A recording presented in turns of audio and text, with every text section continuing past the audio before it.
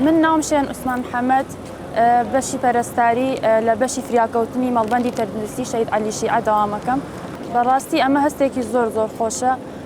ئەم جۆرە ڕێزلێنانانە لە کارمەندەکان لە کارمەندی تەندروستی لە هەر کارمەندێکی خزمەت بەم شارە ئەکات ئەوە جێگەی دەستخۆشیە بە تایبەتی و ئەمە ئەبێتە مایە تەشجیعکردنی ئێمە زیاتر خزمەت بە خەڵکی شارەکەی خۆمان بکەین.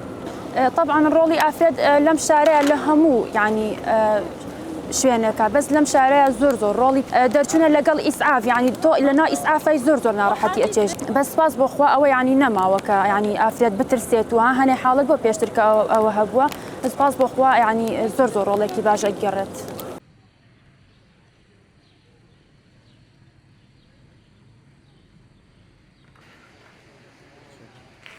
من ناوم کەنار ئەبوبەکر عەلیە لە مەڵبەندی تەندروستی شەید عەلیشیع داوامەکەم ماوەی تقریباً 5 ساڵە بێ خزمەت بە شاری خورماڵەکەم. هەر پەرستارم خۆم تر هەر لە خەستەخانە مەسەڵەن لە تەواریە داوامەکەم تر ئیشانی خۆمەکەم کە پەیوەندی بە بوارەکەی خۆمەوە هەیە.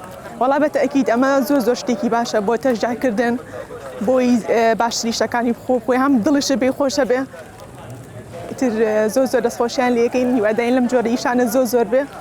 وەڵا داواکارین زیاتر خزمەت بە شار ناحی خورماڵ و بە خەستەخانەکە کە تایبەتە بەوەی ئەمە ئیشی لە ناواکەین حەزەکەین زیاتر خزمەت بکرێ.